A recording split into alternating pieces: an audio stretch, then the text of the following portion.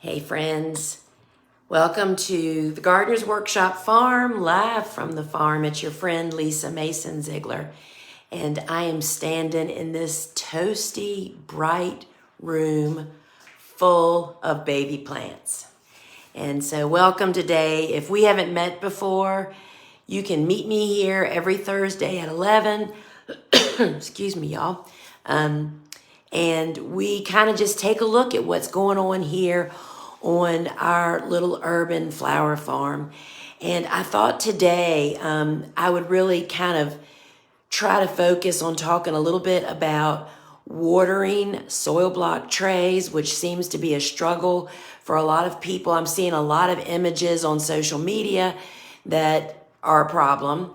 And then we're going to look at my transplants, and I'm just going to talk a little bit about the room.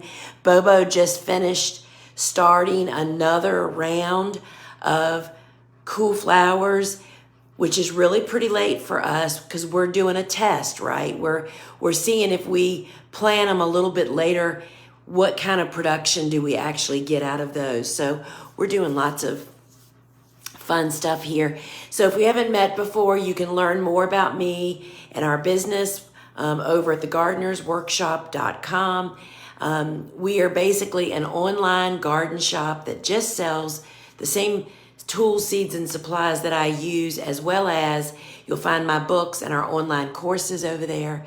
And then we have a virtual learning center. We have so many free resources for y'all in addition to our online courses. You can connect with my blog, my podcast, tons of little how-to videos. So just a lot of really fun stuff. So before we get too far here, I thought I would just talk about some watering things that I'm just seeing a lot of.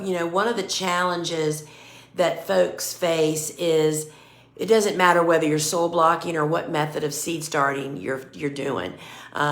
Watering is a key piece of the puzzle, and it's kind of difficult to kind of regulate that. But I'm only going to be speaking to watering soil block trays. And so the way that we start soil blocks, we use trays without drainage holes. That is the way that we can stack, put multiple trays on multiple racks, and they don't drain through. And once you figure it out, you can it's really, really simple. But I do understand that there is quite a learning curve when people first get started. First, the problem they initially have is that they underwater. And I know this because people say, oh my gosh, I'm having to water multiple times a day, and you should not have to do that. This room that I'm standing in is very much like a greenhouse. It heats up to almost, over 90 degrees on sunny days when it's warm outside, like during spring and summer. Right now it doesn't get that hot, but even with it getting that hot in here, I don't have to water but one time a day, every morning, first thing in the morning, which is definitely the best time to water because that allows the soil to be moist and the plants to be absorbing that during the daylight or the grow light hours, and allows them to actually take up that water and make use of it during the lit time of the day. So that when you return to water tomorrow morning, your soil blocks should be pretty dry. And so people, if you're experiencing that, at the 3 o'clock the day in the afternoon on the day that you've watered, but you're going to be watering every day, they're already dry, then you did not water thoroughly enough. Oftentimes, if enough water is not put in the tray, the exterior of the blocks will absorb the moisture, but in fact, the center is not watered. So it's kind of a little journey for you to figure this out. But in a nutshell, when you have freshly sown blocks, meaning there's no plant growing yet, it obviously takes less water because you just need to really moisten that block all the way through. The way that I kind of go about doing this is I always put just a pinch more of water than I think the blocks are going to need. Because what I want to see is this. I go through and put a little, just a smidgen more water in every tray in this room. That means all the trays on the heat mat that are in front of me, and then all the trays that you're seeing over there on the shelves on the grow rack. Then when I'm done, I go back to the beginning and I put my eyeball on each and every tray. Oh, you sucked up all the water. I wonder if I didn't put enough. And depending on what I feel like, I may put just a smidgen more in there. But then if I come to a tray that has a little residue in it, I just gently turn the tray and pour off any excess. That's kind of what I'm looking for. Because if there's excess water still in the tray after, 4 to 5 minutes, chances are really good that those blocks got wet all the way through. So the next, it's a couple of tips about that. When you have first sown the seed, they don't use nearly as much water as plants like you're going to see over here on the lower shelves that actually have plants that could technically be planted outside right now. They're big enough. When you have mature transplants in the blocks, they take a lot more water. And if you'll learn pretty quick whether you're putting enough water, because if you come back in the next morning and they're wilted, which I have definitely done on more than one occasion, you know that you did not water thoroughly enough. And so when you're freshly sown blocks, do not take the volume of water that blocks that have actual transplants growing in them. I also find that because of people's overwatering tendencies, and in addition to that, oftentimes the room temperature where you're growing isn't warm enough so that your blocks are not going from moist this morning when I watered, and as the day ticks off, it's getting drier and drier. So by the time you come in tomorrow morning, the blocks are pretty much dry. I don't mean bone dry, not dry like your plants are wilted. But when you put your finger on them, they're no longer moist. If you're not experiencing that, if you are watering, if your blocks are not dry the next morning, then they are not going through the moist to dry 24-hour cycle. And that means they're staying moist all the time. That's what grows algae and mold. That most often gets started when people are overwatering on the heat mat. And when you do that, it kind of like sets you up to grow more algae and mold. But I will share that I have not actually found that algae and the mold actually interfere with a growing transplant. However, wet soil constantly, which grows algae and mold, will also rot seeds. So sometimes the algae and mold gets blamed, but the reason the algae and mold is a symptom of a chronic watering, not going through the wet and dry cycle. And that, in fact, will prevent seeds from sprouting properly. So more water for plant blocks that have transplants. Go through and put a smidgen more than what you think. Then give them 3 to 5 minutes to absorb. And that's the time that you maybe pet your plants, as I recommend rubbing the heads of those that are big enough to help build strong stems. Then go back and just dump off where you think. And so I'm going to actually take you off here now. And after we kind of look at these blocks, I'm going to walk us out to the garden to have a look at the beds that these plants that you're about to see are going to be planted. So I'll turn you around. And so Bobo has just restarted. All of these are test cool flowers because technically we are in our planting window right now for very early spring plantings. And what the next plants you're going to see are those plants. So these are really going to be going in about 3 weeks later than that date because we're really trying to find out what can we succession plant and maybe push a little further. So we're really excited about that. So what's over here that she has started is more feverfew, Sweet William, Godicia, Strawflowers, more stock, and the carnations. So all of those are already started at the proper time and or either fall planted. So what you're going to see over here, so look at these babies. Aren't they beautiful? I could just stand in here all day long, y'all. So first off, I want you to notice, let me get back far enough so you can see, that the more mature plants are on the bottom rack. It is definitely cooler, lower in this room. You might not think that that's fairly significant, but I have found it to be super significant.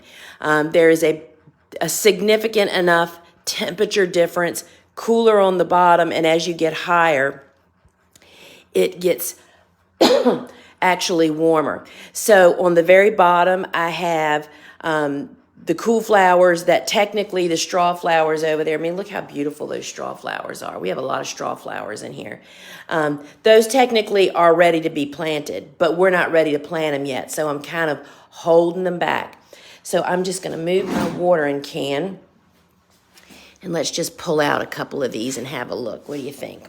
So these are like just totally beautiful.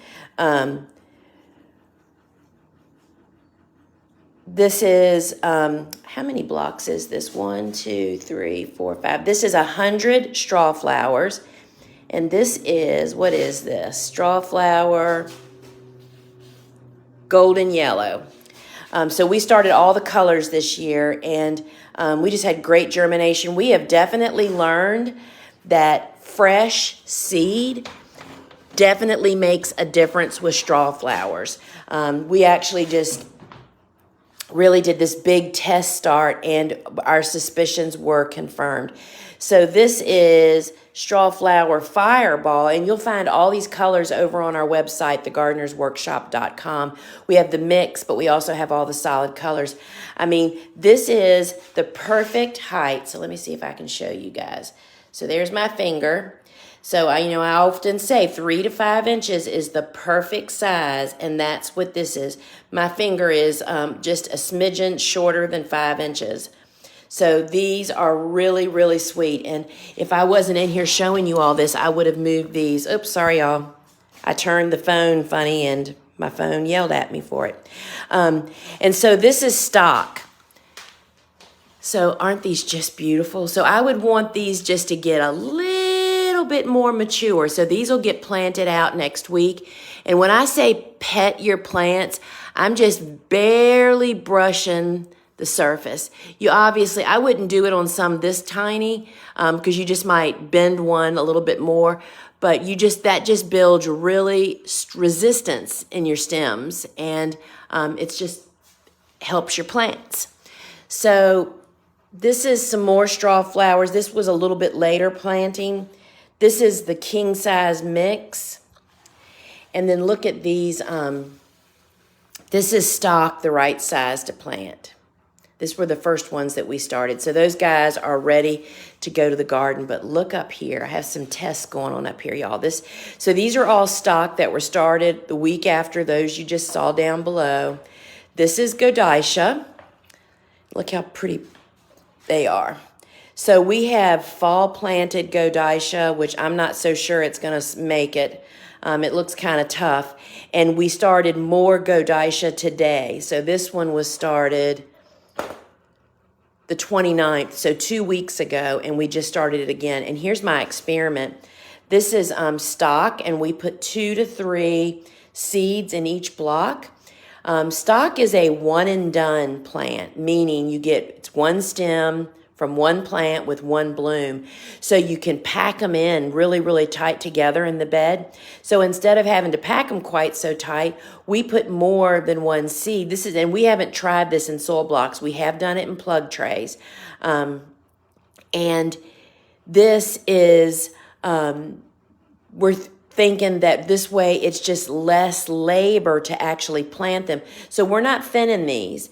They would be planted a little bit further apart than they would if there was one seed in each one, because that'll give them the room that they need.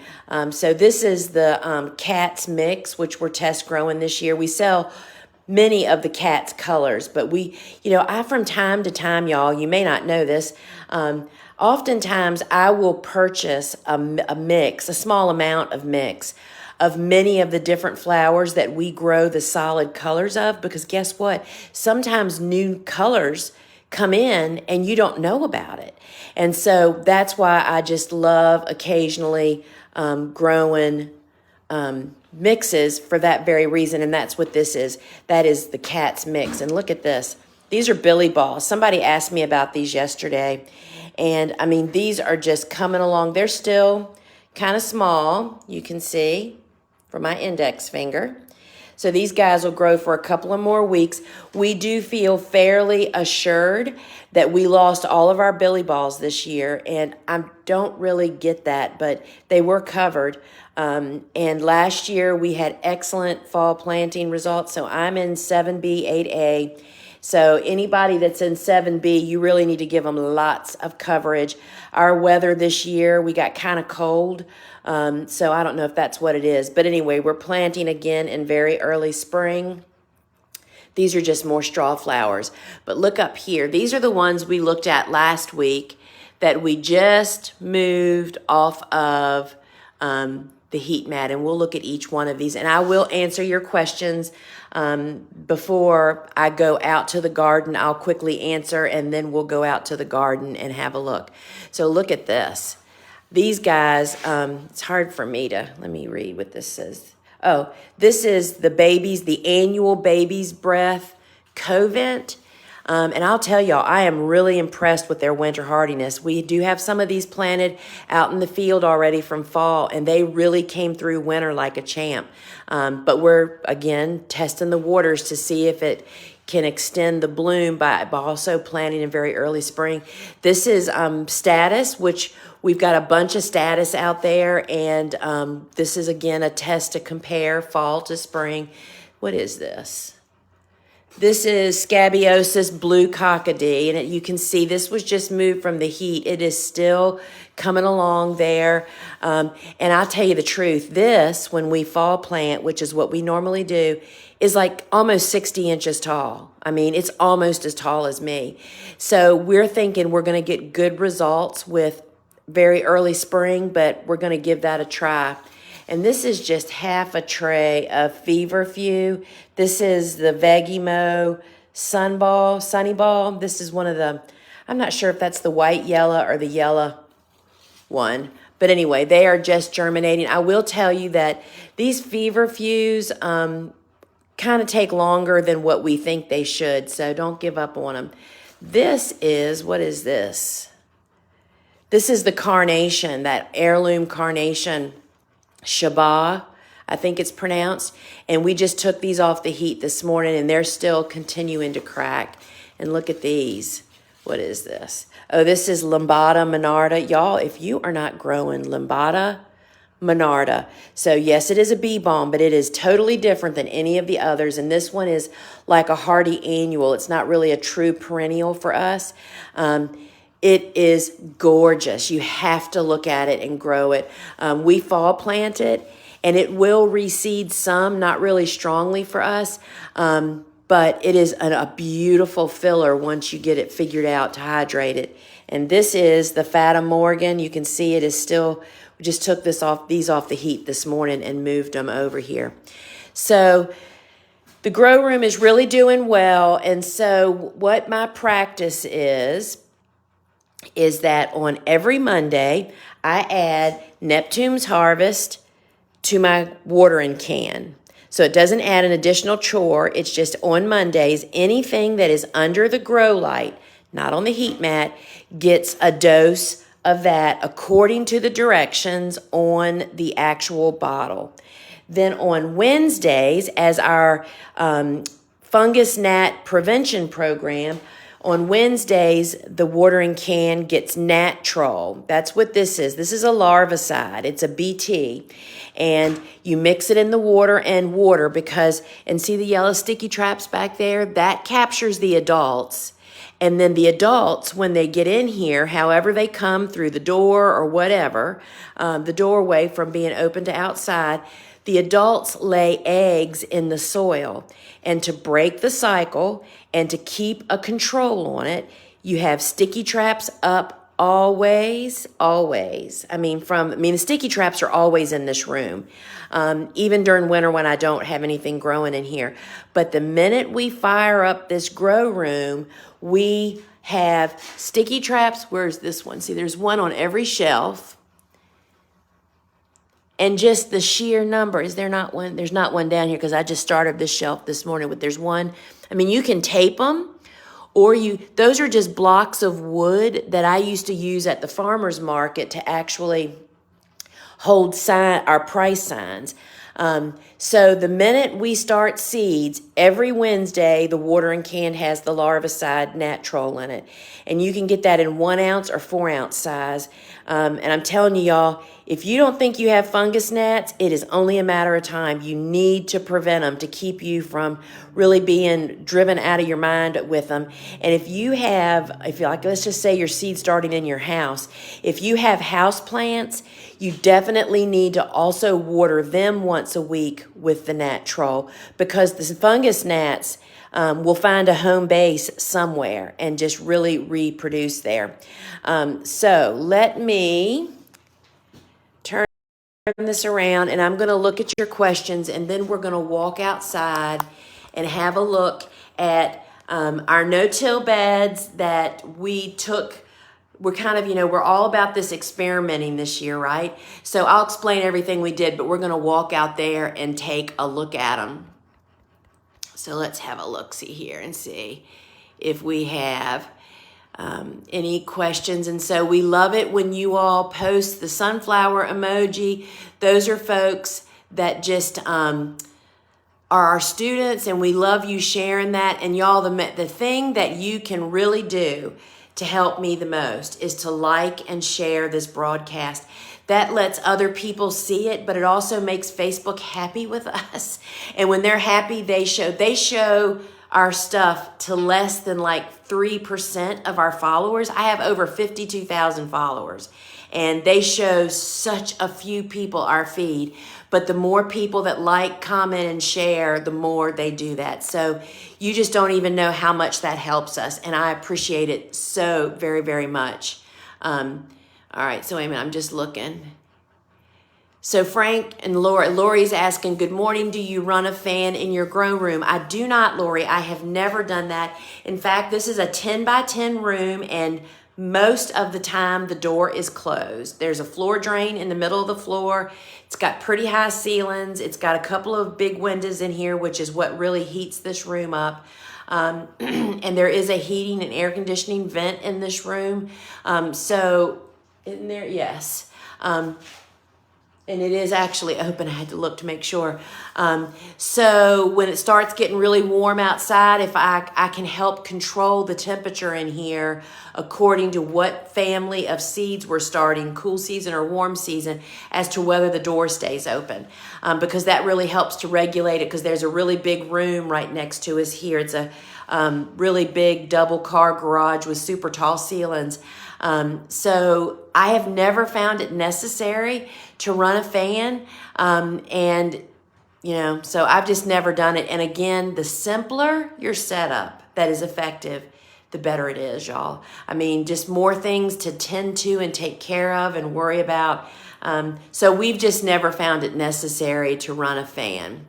So good morning to everybody. I see so many. Laura says, I just started my seeds yesterday. When I checked them this morning, there seems to be too much moisture. I poured around 1/4 cup of water from the large dome. Should I take the domes off for a while? Well, Laura, we in fact don't use domes. I'll take this over and show you this just as, so I took this off to actually show you guys what Bobo just started. But let me show you what we use in place of domes is the wide weave burlap. And y'all can see I even have a fungus gnat sticky trap over here also. So the wide weave burlap, in fact, helps to trap moisture. However, it allows air to circulate. So using domes definitely traps moisture. And The person that I learned seed starting from, Elliot Coleman, his comments about domes basically is what kept me from using them. Unless you really closely monitor them, it's just really easy to encourage disease and fungus underneath there because of that constant moisture. So we don't use domes. So I would say to you, I don't know, I mean, you can use domes, but you obviously need to get some of that moisture out of there because you'll definitely start to grow algae and mold. And so what my goal is what I explained earlier, is that our blocks go through the moist to dry in 24 hours. So you might just want to tweak it to that. We just find that the burlap is a super great way to retain some moisture to keep the blocks from drying out on top, but while allowing air to also get in there. So you might want to try that. All right, I'm just looking here, y'all, to see if we have any more questions. What grow lights do I have? So these grow lights you'll find on our website. They're T8s and T12s. And I think currently, Rhonda and I talk about this all the time. Y'all know I'm like grossly dyslexic. It's either T8s or T12s. I'm constantly getting them confused. Both of them are my preferred type. And that way you can have them close to the shelf, as you can see here, how the shelf is so close to the light. The T5s, which you'll often see, are really hot and you have to make them further away. So that makes you eliminate shelf space. So we love them, and you can find them over on our website. Rebecca says, brutal winds and freezing temperatures in Oklahoma. Oh my goodness. Yeah, it's not time for y'all to have spring yet, right? We're not in spring yet either. You know, I would say spring starts for us the end of March. Do you use fans or just rub the plants? So yes, I just rub, no fans. Rhonda wants to know, inquiring minds want to know, what cut flower varieties can you plant if you don't have full sun? Well, for a plant to perform like a cut flower plant, meaning that it is repeating, regrowing constantly, it really needs to have the most sun. And when you say not full sun, it really depends on how much sun. I mean, they're going to have at least 4 to 5 hours. And, you know, the Rudbeckias are known to perform kind of well under those conditions. But it's going to take at least 4 to 5 hours. And again, they just aren't going to produce like an annual plant necessarily will. And then, of course, there's shade perennials that you can cut, but they don't perform like cut flowers either, like Lenten roses, right? We have tons of Lenten roses. They're a huge cash crop, but they're only available in April and May is when we typically are cutting them. So that would be a really test of time, finding the brightest spot to get the most amount of hours, and just really test it out. Zinnias and part sun just don't really work out very well. So that is really a test. Good morning, Alaska. Oh, she's on vacation, you rascal. All right, so let's see if we have any more questions before I walk outside. Oh, and I see Jessie has posted the link to our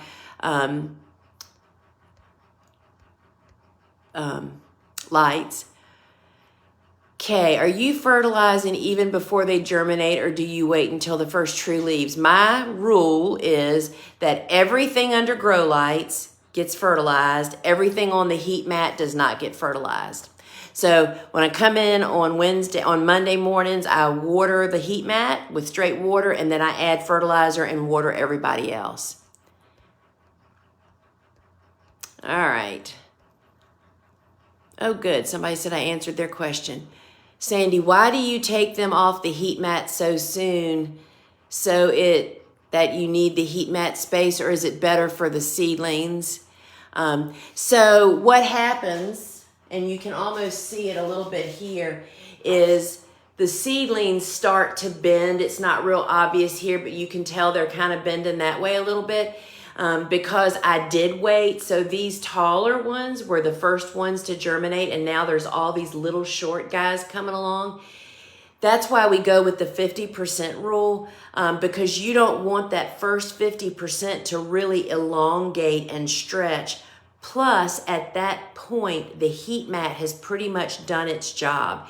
It has warmed that seed up, and if you've watered it properly, it's hydrated, and it will continue in its cycle once it gets over here to light. But that's the big problem, is they start stretching to light, and you don't want to put a light over your heat mat because you will literally cook them alive. They can't take heat from the bottom and heat from the top. That just is kind of an overdose. Thank you for all you share, Lisa. Love your book and Cool Flowers. I'll be getting the other book in the future. Oh, great. I'm glad it helped. And both Cool Flowers and Vegetables Love Flowers both have video book studies that go with them. And you just request, if you didn't buy your books from us, that's fine. You can go to the book product page on our website, and right on that page, it'll say claim your free book study, and you just sign up to have it sent to you, and we will send you the link. And so Patty says, I think my house is too hot or I'm not watering correctly. It's a real happy medium, Patty, to figure these things out. When your air temperature for Cool Flowers is like 65 to 68 degrees is what we find to be super perfect to run our heat mats, which are triggered by the air temperatures, and also to get our blocks moist in the morning and for them to then go through the wet and dry cycle. Think about that. Plants don't want to be wet all the time. They want to get a drink and then get a little thirsty again, right? Just like you and I. And so toying with your air temperature, it took me a while to figure out that I needed to open my door sometimes, leave it partially open, just let a little air in. You just have to kind of tweak and find out what your actual situation needs. Bountiful Blooms, when your seedlings are ready to harden off, do you all combine seedlings onto one tray? I've seen people post pictures with different varieties and was wondering if y'all consolidate them. No, we don't consolidate. No. We typically, in production for all these years, we use the really big cafeteria trays like this, right? But now that we're doing all this test growing for you guys, we're using smaller trays, and it surely is possible. And once plants get to about this size, you can lift them with a pancake spatula without destroying them. But when they're really much more immature than this, you really interrupt the integrity of the blocks by just squishing on them a little bit. So you can do that. We don't find it's necessary.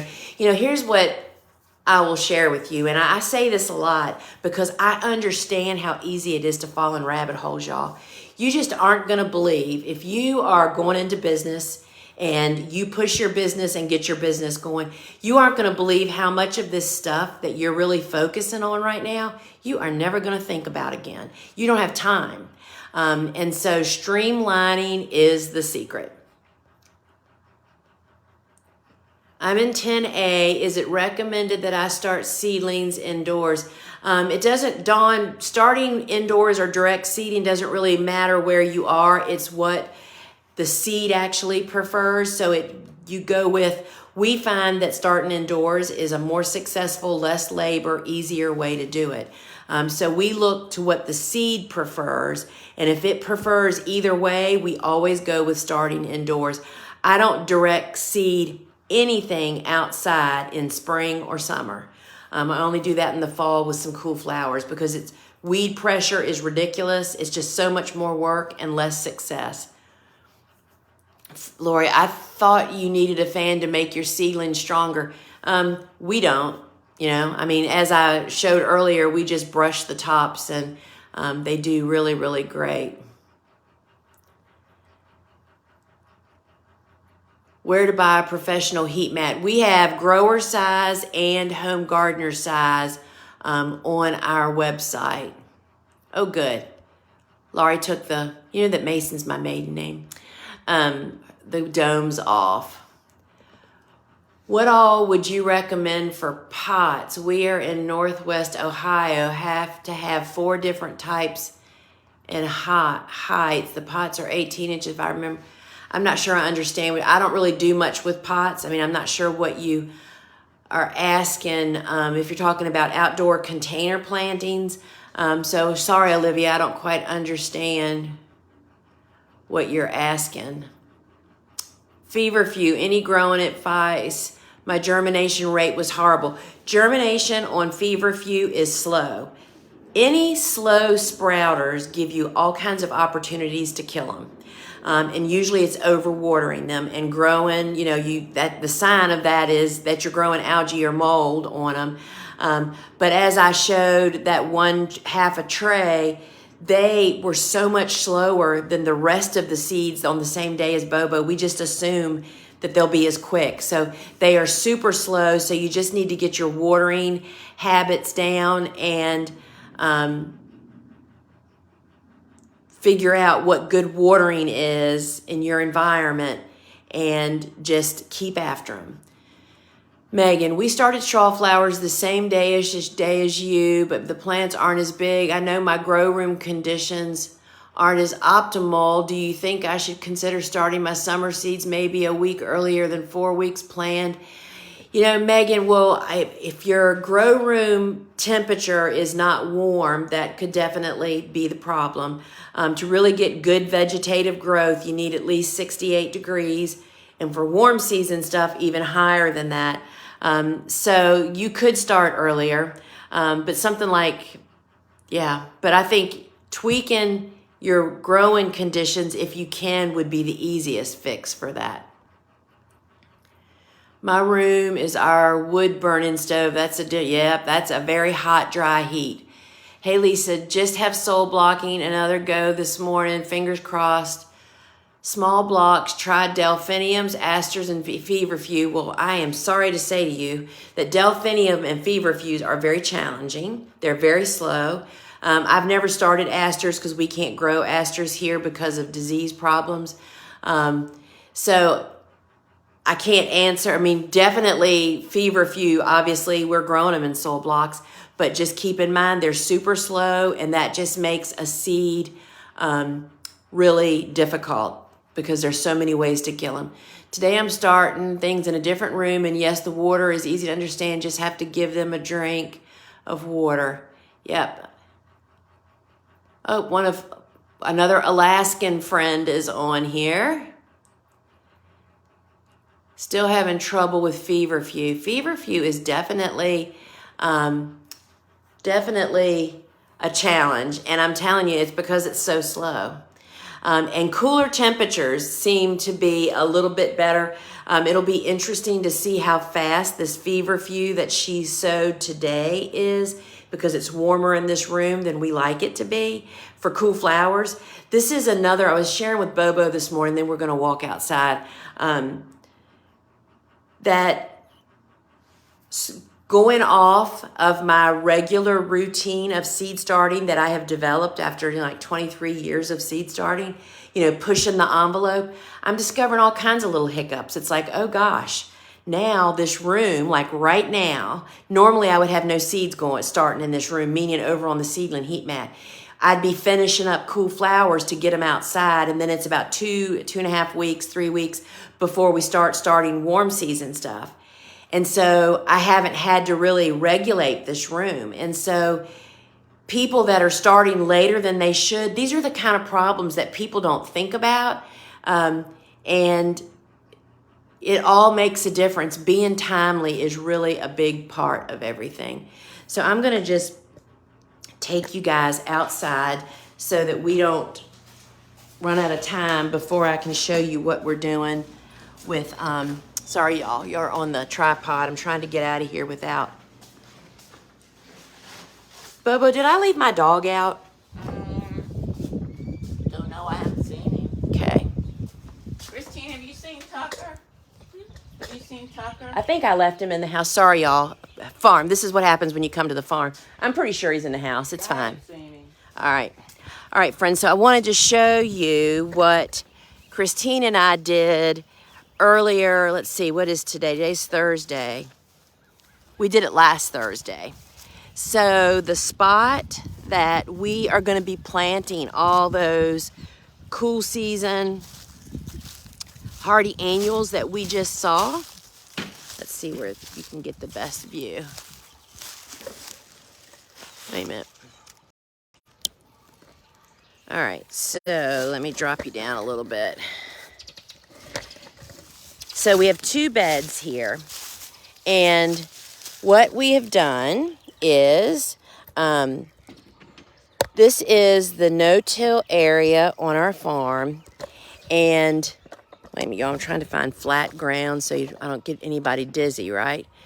So all of this over here, these are all permanent beds, as these 2 in front of you are. This was all planted in crimson clover last fall, and you can still see all the clover over there.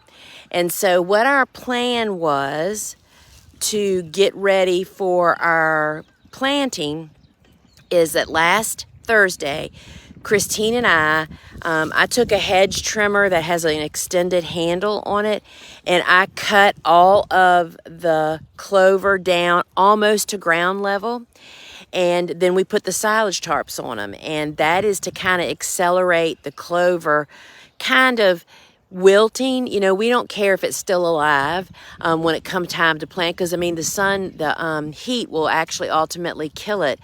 But we are going to, when we plant cool flowers, we're going to remove these silage tarps. We're going to put down, we're going to roll out some Bio 360. You can use very, very thin cardboard, but Bio 360, we're learning how to use it in yet another different way. We're just going to lay the Bio 360 on the surface, and then we're going to top that with a couple inches of compost to just secure the Bio 360 down. And then we're going to put down the flower support netting that we strictly use as measuring. It doesn't stay down. We roll it out, plant our plants. The pathways, as you can see, are already mulched with leaves. And we're going to plant all those flowers you see in there. So in a dream world, I wished we'd have done this process about 3 or 4 weeks ago, but it was wet and cold and not conducive to coming out here and working. So this is just another really great experiment and really interesting. So next week's weather, it's supposed to rain every day. But because the silage tarps are on, the beds are already, have been pre-made since last year, right? And the silage tarp is on there. That means that the beds aren't going to get saturated. So we're going to be able to plant whenever we're ready to plant out here. So we're going to give that a try. And I will tell you, so our silage tarps are 20 feet wide and 50 feet long. And we take 1 or 2 of those sizes and cut them into 5-foot wide strips so we can do individual beds like what you're seeing here. You just find a lot of really, really useful uses for that. One such use, as we're heading into spring and summer, right, is if you are growing sunflowers every week like we do, but you're not growing a high volume of sunflowers each week, you could prepare, these are 55-foot beds that we're looking at here. You can prepare a bed, then put a silage tarp like you're seeing, like one on the left or the one on the right, down on that bed, and then just fold the head back each week when you go to plant more sunflowers. That keeps weeds and things from developing in the rest of the bed while they're waiting to receive some sunflowers. These are the kind of uses that I have discovered about silage tarps, that it's kind of like row cover. Once you have it and you start using it, you're doing something and you think, I wonder if I could use a, floating row cover for this problem or that problem. Well, that's what happens also with your silage tarp. So we just really find a lot of great uses. So let me just take a look back here and see if I see any questions. I know which one I was looking at when here we go. So I was at Miranda's question, so I've answered everything above. What dilution rate do you use for Neptune's harvest? I definitely follow the measurements that are recommended on the bottle, and it says right for house plants, basically. And I do know that the small heat mats are out of stock, but they're en route to us, so we have them secured. They just, so you can sign up to get a email as soon as they're back in there. I'm trying that method with the Bio 360 this season too. You know, I'm really interested to do this because what I think will make what challenge we faced here with no-till beds is removing crops without having a boatload of physical labor, and then how to extinguish cover crops. So Steve purchased me a really great, and I don't have an affiliate link, y'all, but Steel, the brand name Steel, makes a hedge trimmer, and what else goes on there? I'm just trying to think for just a moment. I forget what other attachment because I haven't ever used it. There's a handheld hedge trimmer that has like a 5-foot extension so you can stand upright with the hedge trimmer down at ground level. And I just buzzed through that cover crop, cutting it at ground level. You could technically do the same thing with a crop. We haven't tried it yet. They are some serious hedge trimmers. So, you know, we're all about experimenting, and the hedge trimmer has really opened up opportunity for us here because that's been what our problem is. Because you would think that putting that silage tarp down on that fresh green stuff for 4 weeks would kill it. Not always, y'all. So you got to help it digest as much as you can. So we're really excited about doing that this year and seeing how this all goes. Christy, I've had watering issues the whole first attempt at germination, but now I'm getting purple on my leaves. Is there anything you should suggest? So, Christy, if you're growing Sweet William or Status, that is a pretty normal. It is a buildup in the soil, but it will quickly fix itself once they get planted outside. So you can give that a try.